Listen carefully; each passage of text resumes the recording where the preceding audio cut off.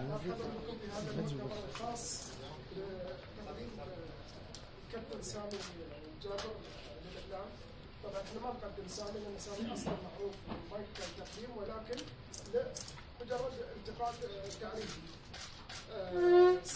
سامي وقع امس مع النادي العربي عقد لمده 2 سنين على ورق، ولكنه وقع في حدود محبين عقد الى ما لا نهايه. نتشرف بوجود سامي معنا. طبعا سامي راح يستلم في النادي، راح يكون خبير ومشرف على كرة القدم والمتحدث باسم جهاز كرة القدم في النادي. حول التعاقد مع سامي وتبعاته يسعدني ان يكون نعطي الكلمة للكابتن الدكتور احمد العمادي امين السر ليحدثنا عن طبيعة التعاقد مع سامي. بسم الله الرحمن الرحيم. يا دكتور بس كده خلي عفوا خلي المصورين بس كده. اسمحوا لنا على التاخير بدايه ونتبشر بفضل ما تبقى منا ان شاء الله يجرنا معكم باذن الله ونتقبل اعمالنا واعمالكم باذن الله ان شاء الله. وطبعا لا ننسى في هذا المقام ان احنا ايضا نتضامن مع اهل غزه اليوم ونطلب ان شاء الله من الله سبحانه وتعالى النصر باذن الله لهم والتمكين باذن الله تعالى.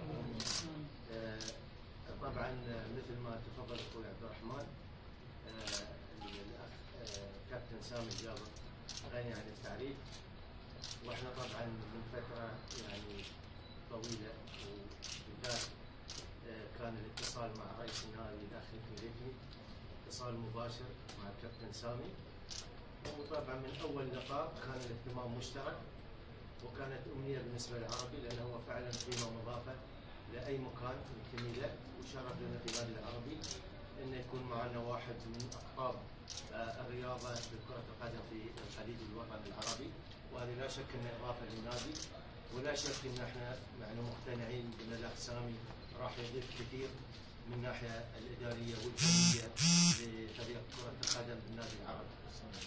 فيما يتعلق مثل ما قال عبد الرحمن بمده العقد، طبعا العقد 2 سنين، وهو بيكون وظائفه طبعا تكنيكال دايركتور، وبيكون طبعا المشرف العام على كرة القدم حتى على الفئات السنية، وايضا الناطق الرسمي باسم النادي العربي.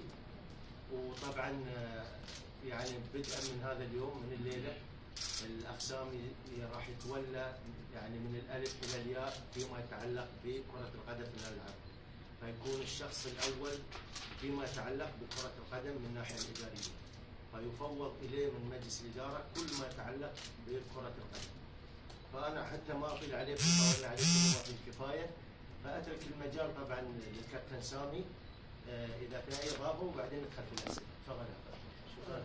عبد الله حدثنا عن طبيعه عملك ومحادثه مع النادي العربي، التحدي الكبير اللي راح تواجه مع النادي العربي. بسم الله الرحمن الرحيم. والصلاه والسلام على اشرف الانبياء والمرسلين. اول شيء دعني اقدم اعتذاري عن التاخير اللي حصل، وهو المسؤول، انا المسؤول الاول والاخير عن هذا الاعتذار، ليس لاحد السنه، لانه اولا حتى اوضح انه كان في اجتماع مع اللاعبين والجهاز الفني، فالاولويه تاتي دائما للاعبين والجهاز الفني. الشيء الثاني بدون ادنى شك سعيد جدا اول شيء بتواجدي في ارض الخير، في قطر الخير، على وجه الحدود على وجه التحديد دوحة الخير، بين أهلي وأخواني وأصدقائي اللي تربطني فيهم علاقة أو تربطنا في هذه المنطقة، نقف دائما كلنا كعوائل وكأهل على مسافة واحدة من عمق أسري واجتماعي وارتباط ثقافي، دائما نبحث كلنا عن هدف واحد، فنحن سعداء ان نتواجد، ان خرجنا من بلد فنحن بين اهلنا في بلد اخر. اتمنى من الله سبحانه وتعالى ان يوفقني فيما اوكلت له ان شاء الله. الشيء الثاني يمكن احب ان اوضح مساله لا تهم الاسماء ولا المناصب ولا الالقاب، ولا محضر الى هنا لاجل اي هدف، سواء كان هدف منها غايات او اهداف ماديه او ربحيه او من اجل الكاميرات الموجوده في قاعة، جينا زي ما قال الدكتور أحمد، وزي ما كان هي سياسة رئيس النادي الأستاذ هتمي الهتمي، نبحث عن شيء واحد هو موجود لدى أكبر قاعدة جماهيرية في دولة قطر. نادي أيام ما كنت أنا لاعب لم أعرف في حياتي إلا ناديين، من ضمنها النادي العربي. البطولات والمسابقات المحلية يعتبر هو الأفضل، المسابقات الخليجية وأيضا الآسيوية. أعتقد هذا حق مشروع لأبناء العربي، للنادي العربي، للجمهور العربي، لكل من ينتمي للعربي. ليست المناصب أو الأسماء. أو سامي الجابر بيقول عنده العصا السحرية لتغيير كل شيء، إنما أحتاج إلى كل واحد ينتمي إلى هذه الفانيلة الحمراء، ينتمي إلى هذا الكيان. يجب أنه يعني نبدأ من المنطلق هذا، أن إذا أردنا التغيير يجب أن نكون يد واحدة. العربي ليست لديه مشاكل، المشكلة تكمن في كل شخص. يجب أن يعني يكون عندنا هدف واحد وكلمة واحدة. أما المسميات مع كامل احترامي لا تغني ولا تسمن من الجوع بالنسبة لأي شخص في هذا النادي. العمل هو أساس النجاح، والتحدي زي ما ذكر الدكتور أحمد أمين سر النادي، أو سياسة وديدة رئيس النادي، أو حتى أبناء وأخواني اللاعبين. أعتقد أن احنا مقدرين على رد هذا النادي إلى مكانه الطبيعي، وهو المكان اللي يطمح له كل شيء، بالتكاتف، بالعمل. يجب أن نذيب جميع الخلافات. سامي الجابر ليس موجود هنا لأخذ منصب أي شخص أو التعدي على حقوق أي إنسان، سواء كان في النادي من سنوات أو حاليا. جئت لأن أنضم إلى أسرة هدفها هي المساعدة، وهدفها هي أن كيف نرجع النادي إلى مكانه الطبيعي. وهذا الشيء أقوله في شهر خير، في عشر مباركة. أتمنى من الجميع إن كان في شيء إنه يعني يذيب في هذه اللحظة، ونعود كما كنا إن شاء الله سابقا. وبالنسبة لإخوان الإعلاميين، سيكون هناك فقط زي على حسب رغبة رئيس النادي، سيكون المسؤول عن أي شيء يخص النادي مع كامل احترامي لما يصرح به من أي إنسان ينتمي أو يسمي نفسه منتمي ومنسوب إلى هذا النادي يخص كرة القدم للنادي العربي ليس صحيح. أنا متحدث الأول والأخير فيما يخص النادي العربي، لأن الهدف منها هي النظام والتنظيم. أعتقد في الجانب الآخر الثاني المدرب أو السيد دان باتريسكو هو المدرب وهو المسؤول الأول والأخير فنيا ما يخص الجهاز اللاعبين وما يخص فريق كرة القدم على وجه الحدود، الفريق الأول والفريق الرديف. وسنكون يعني بما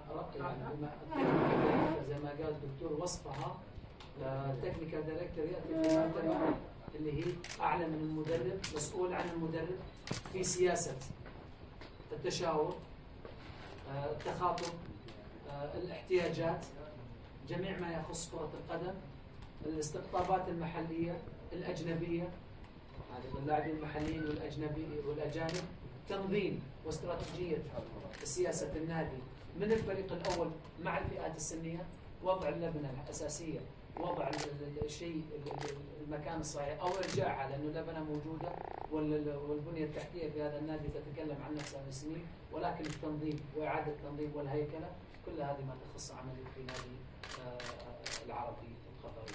أعتقد مهما يعني حاولت إني أضيف كلمات حتى أعطي نفسي مسمى، ما يهمني أي مسمى، أنا أتساوى مع أي واحد في النادي، سواء من صغير في هذا النادي في أي منصب موجود في هذا النادي صغير إلى كبير.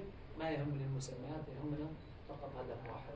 أحتاج إلى كل واحد من أبناء العربي سواء كان داخل النادي أو خارج النادي، أو صيغة الجمع نحتاج إلى كل واحد من أبناء العربي. أعتقد هناك الكثير من هو غيور على العربي وعلى شعار النادي العربي، مع كامل احترامي لكل الأندية، لكن العربي اسم كبير في المنطقة. يجب أن نعيد صياغته، يجب أن نعيد صياغته الجميع، الصغير قبل الكبير. أنا أفتح باب الأسئلة وأرجوكم إذا سمحتوا لي وقت محدد، لأنه المؤتمر الصحفي فقط أكثر من هذا المؤتمر الصحفي، أو ما نبغى نطلب المؤتمر الصحفي أكثر من هذا. سامي، احنا يوم الخميس يمكن طلعنا صورة الاخ في الرئاسات او قلنا ان الرئيس السامي يمكن تكون متشاطر من ناحيه التشبيه زي زعيم لو يونار في باريس من ناحيه الاختصاصات من ناحيه الخطه الاستراتيجيه. فاحنا عايزين يعني فعلا صلاحياتك في المرحله القادمه هذا تفتكر مده سنتين كافيه بانك انت تنفذ برنامج كامل يستفيد من النادي العربي؟ مشروع زي ما قلت لك، النادي العربي نادي ليس حديث خلقه. نادي عنده تاريخ عريق. ليس سامي الجابر من يعيد سياره. لكن ابناء العربي جميعا هم قادرين ان يخلون المسافه اقصر من سنتين ايضا. النادي العربي وانا اقولها بالفم المليان قادر ان يعيد من السنه الاولى كل شيء. التحدي موجود، فقط نريد ان نكون في مركب واحد وعلى مسافه واحده من ابناء النادي العربي كله. يعني في المستقبل القريب الايام القادمه احتاج الى كل ابناء العربي القدامى الحاليين، كل احد ساحتاج الجميع على اساس اننا نعرف كيف نبدا المشوار بالشكل الصحيح. الدعم موجود والنيه صادقه قبل كل شيء، وهذا اهم شيء. القلوب يجب انها تكون على ايضا قلب واحد في مثل هذه الامور. لكن النادي العربي ليس نادي صغير او مبتدئ، حتى انه سنتين ليست كافيه، لا ممكن نختصر في مسافه اقل. ان شاء الله خلينا تفضل يا سيدي. كابتن، النادي رسم هدف في هذا الموسم وهو الحصول على الدوري، هذا ما صرح به رئيس النادي. المدرب عند تقييمه في نفس مكانه قال لمح الى المركز الثالث.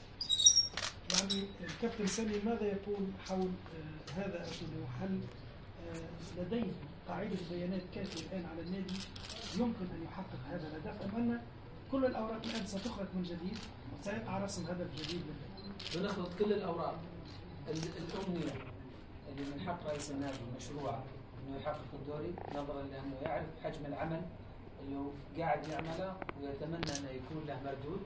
وأيضا مدرب لأول سنة له في المنطقة، اللي أيضا مدرب كبير، اسم كبير وطموح، ويعرف أنه لديه عمل شاق. سنحاول هذا الخلط ما بين الطموح، ما بين حصول على الدوري، والمدرب أنه يحاول أن يسحب الضغط الكبير اللي يكون على اللاعبين.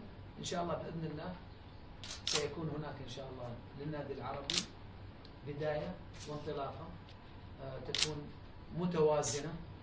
لا نريد أن نعطي الأمور أكبر من حجمها ونوعد بالبطولات ونتكلم عن أمجاد قادمة، لا، يجب أن فقط نعمل فليساعدنا الجمهور العربي والنادي العربي وأبناء العرب في العمل، لأنه بدون عمل لا تستطيع أن تحقق شيء. فقط الآن بداية العمل، بغض النظر عن الكلام من ماذا سنحقق ولا الوعود ولا الأمور هذه. الوعود اسمحوا لي أن نحطها على جنب الآن. فقط يجب أن نعمل كيف ان احنا نرجع النادي الى المسار الصحيح. تفضل محمد. كابتن سالم العدساني المتحدث الرسمي السابق للنادي كان اول من اكد انه سيكون داعم لسامي الجابر، هل تراها روح جيده وبشر خير؟ الشق الثاني في السؤال، تجربتك كمدير كره بالنسبه للنادي الهلال مع بيرتس، ماذا ستفيد سامي الجابر في مهمته الاداريه، خصوصا هو اخر تجربه ليه كان في منصب المدير الفني، ويمكن شايف ان ده تحدي، وحتى بعض الجماهير السعوديه تساءل ازاي سامي الجابر من مدير فني يرجع تاني للعمل الاداري، فازاي شايف هذا هو شيء ليس عمل اداري. التكنيكال دايركتور ذكره زي زوزو زاريتا، وهو نجم المنتخب الاسباني في الحراسه وليوناردو، وهذا العمل هو تنظيم يجمع ما بين الفني وما بين الاداري والتنظيم الاداري والهيكله الاداريه والفنيه تاتي وكلها بمعنى واحد. تدرجت من عمل من لاعب الى عمل اداري الى عمل فني، والان اخلط ما بين العملين، هي نتاج خبره. زي ما قلت لك لا زال الطموح بالنسبه لي كتدريبيا على اعلى مستوى. المكان اللي انا فيه اتعلم كل يوم من كل مكان اكون متواجد فيه. اما بالنسبه ما ذكرته في الشق الاول من السؤال، هم جميع من هم متواجد في النادي، سواء كان الاخ سالم العدساني او الاخ صلاح المالكي او باقي افراد العائله العرباويه، هم يعتبرون اخواني، استفيد منهم ويستفيدون مني، ونحن نعمل لصالح واحد في مصب واحد بالنسبه للنادي العربي. ليس بيننا تفرقه، يمكن تكون الاسماء وهذا، ولكن كنا لمصلحه واحده، وهذا ليس مستغرب على كل ابناء النادي العربي. فانا سعيد بانضمامي وسعيد بسماع هالكلام، لانه هذا هو السر اللي احنا نقدر من خلاله نعيد العربي الى وضعها السابق ان شاء الله. ناخذ اخر سؤال اخر سؤال. معلش ساعدتني يعني نبي نعرف كيف راح تكون علاقتك مع باتريسكو، ونبي نعرف كيف راح تنقل خبرتك الى لاعبين نادي العرب، خصوصا ان الجيل اللي طالع تقريبا 16 سنه 17 سنه ما حقق بطوله، تعرف الجيل طالع ويبي يحقق بطوله، فكيف راح تنقل لهم خبرتك؟ يعني اشكرك اول شيء على حماسك، انه فعلا هذه نقطه ايجابيه ان احنا كيف نبث روح الحماس الى الجيل الحالي، انه يعرف ان النادي العربي اولا انه نادي البطولات، نادي هو يعتبر نادي القرن واكبر نادي قاعده جماهيريه في قطر. شيء ثاني بدون ادنى شك ان الرياضه تخلق صداقات وتخلق محبه. استفادتي ووجودي هنا ايضا استفاده من السيد دان باتريسكو اللي لعب في انديه كبيره مثل تشيلسي، درب انديه على اعلى مستوى سواء بدايه في رومانيا الى موسكو الى انديه اوروبيه على مستوى كبير. الان ينقل خبرته، ينقل الاشياء اللي هو يعني حصل عليها سواء كان لاعب، وهذا شيء دائما اللاعبين اللي هم في نفس المجال ما يكون فيه حيز من الفراغ. اكيد دان باتريسكو يعرف مهامه ويعرف المهام، ليس هناك وجودي هنا لتذليل الصعوبات تذليل العقبات للسيد دان باتريسكو.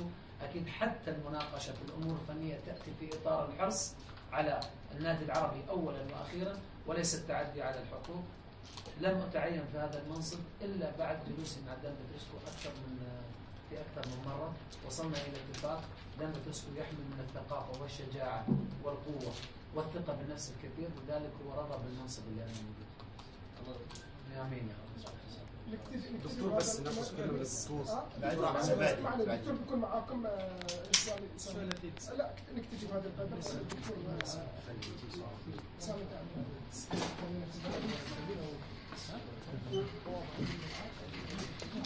تمنيت ان يكون فيها رقم والله، بس عاد كبرنا. استاذ علاء شو؟ تأمين للإنشاء 9 مليون. بعد الإنشاء 9 مليون.